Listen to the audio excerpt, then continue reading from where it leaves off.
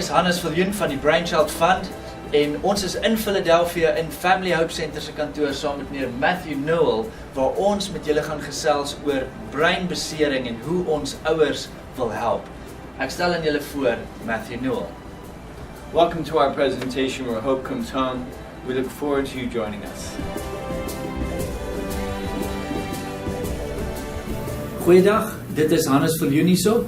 En dit is Jana, my vrou, en ons is van Brainchild Fund, die stigters, en ons is vandag saam met Matthew en Carol Newell van Family Hope Center hier in Amerika in Philadelphia. En ons gaan 'n bietjie gesels oor die Family Hope Center en met Matthew en Carol van waar hulle vandaan kom, wat is hulle storie, hoekom is Family Hope Center gebore en hoe hulle ons gaan help in Suid-Afrika. So, Matt and Carol, tell us a little bit about Family Hope Center, the history, and your heart for parents with special needs children. Well, first of all, thank you for inviting us, and thank you because this whole series of Where Hope Comes Home is really a collaborative effort to reach out to parents, to support them, and to help them with their children. And well, the Family Hope Center was started 15 years ago. We're an international organization. We see parents from over 34 different countries, over a wide variety of diagnoses, which we'll talk about later. And we are a collection of clinicians, and we're a collection of doctors who work together as a team with a very good administrative team on this, helping us to make sure that our whole focus is on helping children. And we are dedicated to empowering parents. We're dedicated to teaching parents. We're dedicated to supporting families. Understand the brain, how it develops, bringing hope to families through a scientific approach, which is what our whole objective is, and to really develop comprehensive programs to help children. Ja, dit klink presies wat ons nodig het in Suid-Afrika en ek dink reg oor die wêreld. Ek dink Carol, what type of children qualifies? Like, what is the range? Are there kids that's too old? Diagnoses that's out of the range? What works and what not? Yeah, it's a very good question. We work with all types of children who have all types of neurological challenges. As Matthew said, it's a scientific approach. We're looking at the science of how the brain grows and develops, particularly through the lens of neurology. And if a child has a neurological challenge, which is holding up their development, then we can help that child. So typical diagnoses of children that come to us would be children like ADD, ADHD, autism, cerebral palsy, learning problems, dyspraxia, language challenges, all the way through to neurological problems that an adult might have, even a stroke or someone with Parkinson's or Alzheimer's. We do at times also see adults as well. If it's in the brain and it's holding up the development of the child, then we can help that family and come alongside them to support them in the development of their children by developing programs that will help neurologically to make a difference for their child's development. Right, and I think also in this day and age, as science becomes more predominantly involved in looking at the tight aspects of the genetic code, we see lots of children now with these genetic diseases. And parents will say, do you do this X chromosome kid, you do this gene kid, you do this gene kid. And we are not intimidated at all by the different diagnoses that folks give, because once we look at the gene, this new particular diagnosis that came out, we look straight down, we say, oh, it's a neurological issue with language, or the child has a neurological issue with epileptic convulsive seizures. Oh, so this is a brain-related thing, or this is a brain. So when we see all these different genetic diagnoses, we simply go back to the brain and say, okay, what is being expressed right now? Can the brain change? Can a team work together? And as I've said, Family Hope Center has been in existence for 15 years, but Carol and I have been working in this field for over 35 years, working with children nose to nose from more than 35 different countries.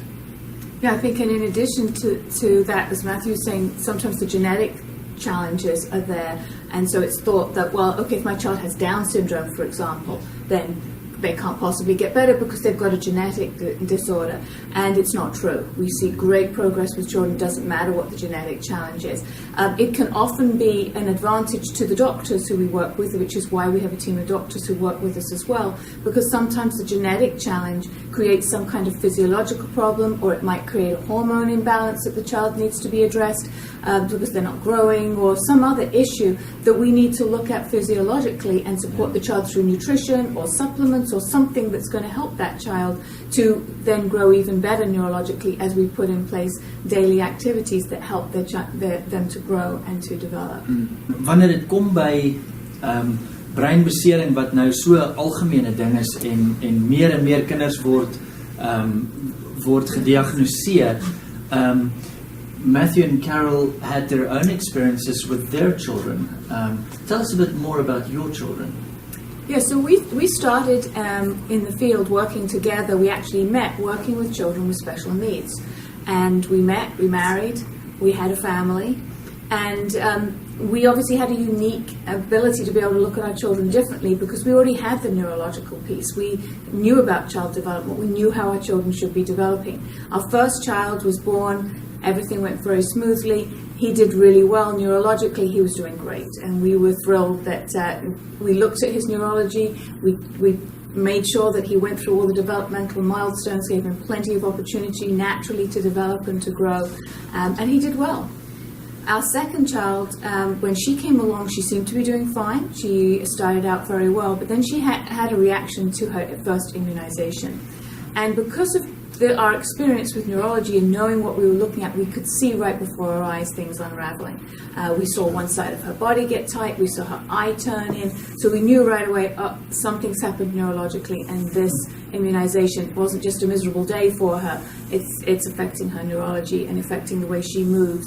And no way of knowing how much that was going to affect her in life, we went right into action and did even more things with her, not just the natural things, but doing more things with her to help her to grow and develop. And what we found was that she got stuck developmentally at each stage of development.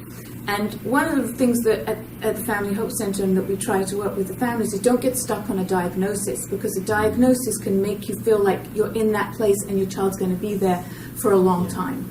And our child had, I could say she had multiple diagnoses if we were really going to use a diagnosis going along. She had the diagnosis of dyspraxia if we'd given her a diagnosis. Her language got stuck. She couldn't speak very well. She couldn't speak very clearly. She was trying to put words together. They just wouldn't come. Our son started speaking sentences at a very young age, before the age of a year, even putting words together. I had to translate everything for her. So any time she was talking, I was translating for anybody else that we might need. Once we got through that stage and we started learning, yes, that's what I say. Once we got through that stage of language and she got through the basics of language, she then had a learning problem. She had difficulty learning. She had difficulty remembering. She'd ask me questions about family members. What is this family member's name? What's that new baby that's been born when her cousins were born? And repeatedly for weeks, it would take her weeks to be able to remember her cousins' names. And when it came to reading, she couldn't read anything when she was 6 and 7. She was really stuck. So reading and learning was very slow for her. But putting the neurological pieces in place, taking it one step at a time, working through the process of neurological development. She went through those stages slower than the typical child, but neurologically we were supporting her, and she ended up going to high school, graduating from high school going to college, graduating from college, and she ended up with a doctorate degree in occupational therapy, and now works with special needs children in a hospital, in a very well-known hospital here in the United States. Oh, wow. So we had the experience with her. And she was also, as Kyle said, she was tight on one side, so technically her diagnosis could have been hemiparesis, hemiplegia. And so we worked very hard, but through the neurology, not through the muscles, through the brain. The brain controls this. This is not just a separate organ. Yes. And what a lot of times happens in therapy is you have this, and people work on this, and they try to work on this, and they try to work on the eye. We never needed to work on the eye, the hand, or what was on the out. We went inside to get outside, as opposed to outside to get inside. So this creates a unique perspective on healing. and it creates a way to get down the correct pathway to a yes. When you go down the pathway of healing from the inside, you know you're going to get to a yes. You go down to managing the symptoms, and here's a little child that was technically hemiplegic, but she became a national gymnast. Yeah. Wow. And won many events, and she became a concert violinist, and a child who couldn't remember became a Shakespearean actor in over 7 Shakespearean plays, memorizing 700-800 lines of Shakespeare. So the hope is in the neurology, the hope is in the parents, and combining that process, which we experience personally, and we want to bring about for the restoration of other families. Yeah. I think that's a big thing. It's a difference between your program and other programs that we've tried. Before we found your organization, we tried lots of things, and everything was focused on the symptoms. And if you're going to start looking at the fruit instead of the root, you can put a little plaster on each little fruit, like Hannah says. You can. This gets so complex. You actually cannot control everything on the outside. And the same with our son Leo. He struggled with speech, so instead of trying to tell him to say duck, he can't say duck because he doesn't have he even knows the species of duck, where the duck comes from, but he cannot express it. It doesn't mean that he's not intelligent. The gap was in his expression of intelligence, and that's what we love so much about the program, and that's why we sold everything we own to come here to do this, because it just really it's focused on the root, and when you treat the root, all these symptoms fall in place, and the diagnosis get dropped off along the way. Kind of shake it as they go, right? Which brings me to my next point, our next question. What would your goals be for children on your program? Well, I think ultimately we want the children that we see to do as well as our children did. We had one daughter who was challenged. Our second daughter as well also had a lot of challenges. She was adopted, and there are a lot of challenges because there's trauma involved with children who are adopted. So many of the children that we see have trauma at birth, or have trauma possibly because of adoption, and they can have all sorts of diagnoses kind of stuck on them. We're trying to get rid of those labels and say, let's look at the child where they are. Our ultimate goal is that this child can certainly have a better outcome, but even make it all the way. Like both of our children, able to go to high school, able to go to college, be able to hold down a job. That's what all parents want for their children, for them to be independent, and we want that. We certainly work towards that with every single family that we see. But particularly we want to look at the child and where they are and say, yes, ultimately, down the road, that's the goal, but where's your child today? Where are they neurologically and developmentally today? A lot of the time what we find is that a child that we'll see will come to see us, and they'll be saying, okay, well, this child is 11 years old, so they've got to do schoolwork at 11 years old, they've got to be doing this at 11 years old, and yet the foundational things at 3 and 4 year old aren't in place neurologically. Like age-appropriate learning or age-appropriate mobility, when they don't have the neurology for that, so there's a tremendous amount of frustration. Right. So we're not seeing the whole child, we're not measuring and seeing the whole child as a whole, trying to fast-track an ability that they don't have the neurology for. Right, and then that creates emotional trauma for the child as they go through, and discouragement, and they're not being successful. So working with the family and working with the child to say one step at a time, this is a process, make sure that we've got the foundation in place and grow and develop together with the family and the child, and take that process all the time, one step forward. And the longer we are able to work with the family and partner together with that family and support them all the way, we see progress. Sometimes a child, we have families who took 3 years to be able to learn one sign when they're learning sign language, and another 3 years before their words came, but then they're speaking in sentences. Wow. That's a long road for them, but they get there, and then they start to be. Then things can really move faster once we start to move along there. Yeah, it's important for us when we say, well, what are our goals for a child? We kind of expand that out and say, what are our goals for the family? Yes.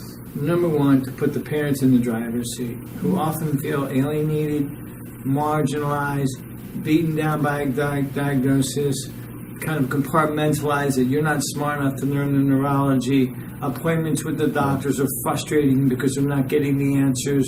They're getting talked down to on, not by all professionals, but by some professionals, enough to be disheartened that they could actually be part of the process of healing.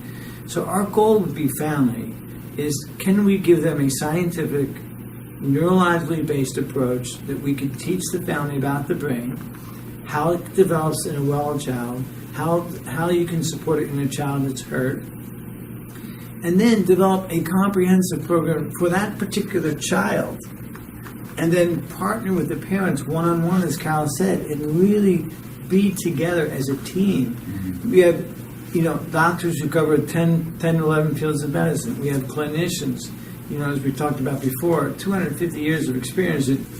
We want to help parents to be proactive. And once a parent knows, this is not a behavior issue, this is a neurological issue. Yes. Well, this is not an eye issue, he doesn't have a lazy eye, it's a neurological issue.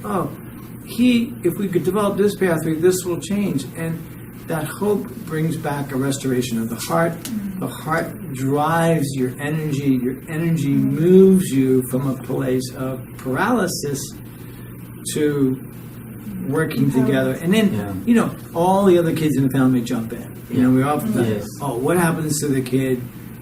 What happens to the rest of the kids? And what we find in our experience, this is 35 years covering many, many different cultures, right? 35 different countries, is parents have enough wisdom. They couple the wisdom and their knowledge and their love. It's a kind of a triumphant moment where a family says, we're going to work together as a team and love this kid in a very proactive way as opposed to a reactive way. That's what Carol and I have been doing with our own family and with families from 35 countries, thousands and thousands of children together. We've seen, 20,000 more? We lost count.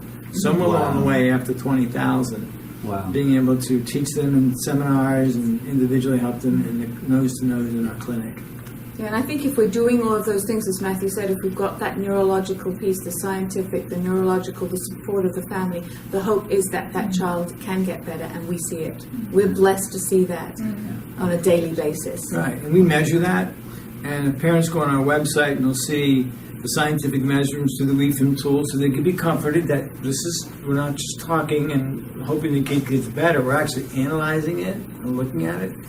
And as an engineering neurological protocol, but also there's many videotapes on our website where families who've asked us, can I be on the website, can I tell my story? Because when they start to see the hope, they want to spread the hope. So if you go on our website, we encourage parents to read the stories, look at the results, read what we're doing, make a scientific choice, and partner with Brainchild to whatever capacity they can. And as this is a team. We have various teams working together on behalf of this children, and we believe in the family, and we believe in neuroplasticity. Absolutely. I think this really ties in with what we believe and what we feel is scriptural as well. The first thing is that there's an African proverb that says, "It takes a village to raise a child." And this is so different. It's not this child is separated and isolated, but rather we as a family come together and help you achieve what you want. And that's very biblical to me, right? Isn't that what God Christ calls us to do, is to draw together as a community and look after the widow and the orphan and the weak. And the second thing is just faith is the substance of hope, things hoped for, not yet seen. And to me, hope is the big theme. Hope comes home. And this is like, if we can actually just kind of get a glimpse of the potential God has hidden in these children, if we can delve into that, we're going to see such great things if we could just hold on to that hope. So we just want to encourage every single parent looking at this. Maybe you have a special needs child. Miskien het jy 'n spesiale behoefte kind, miskien het jy iemand in jou gesin of jou familie, of jy het 'n vriend wat 'n spesiale behoefte kind het. Ons wil julle net bemoedig en sê daar is soveel hoop, daar's soveel wat jy kan doen. En julle is welkom om ons te kontak, brainchildfund.org, en ook te kyk na hulle werk op familyhopecenter.com.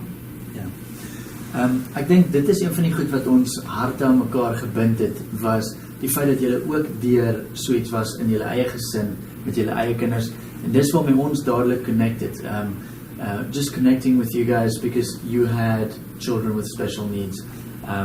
There's not this medical barrier between us, though, so we connect heart-wise, but then you have the knowledge and the wisdom and the experience to really impart and empower us as parents. that really changes a lot of people's minds and the future. So just to wrap everything up, is there anything that you wanted to tell parents about their children? Someone who's sitting at home now watching this, what would be on your heart? I think I would say that your child is a blessing to you. Yeah. Your child has a lot to teach you, and you're going to learn a lot with your child and grow and develop with your child as well. The more you can work together with your child, and we'd certainly like to be able to help and support you as well. And I would say breathe. Yes. Because when you have a hurt child, it's difficult to breathe, right? Every day you wake up like, oh my goodness, right?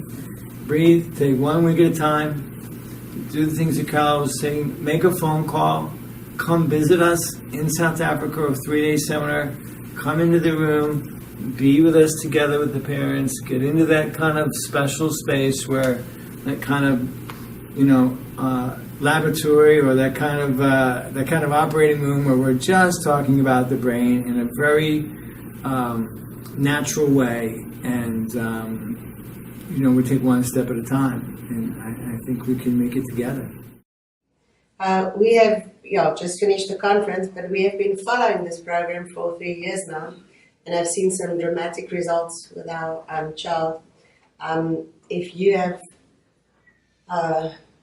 been told that your child has got a brain injury of some kind, even if your child is just dyslexic, which is something small, and they can talk and walk and do everything else, and you have gone to physiotherapy, OT, speech, and you're happy with the results, and you're happy with the way your child is progressing, then this is not for you. But if you seriously assess your child, his behaviors, the stuff that he's supposed to be able to do and cannot do, and you've been told by a doctor that there is actually not a lot that you can do, even though you've taken him to all the conventional therapy, and nothing has changed, and you're a good mother, you should seriously look into this. When Sandra and I die, who will look after them? What will happen to them? That was my biggest fear. And another fear was there was no answer. There was just no answer until we heard about this place, and there's hope now. There's something to work for, and we believe that our 2 children can go to university, and we feel good. There's a special purpose in our life that we discovered now that we didn't know then. Skakel in by ons bemagtigingsprogram vir spesiale behoeftige gesinne. Kennis is krag.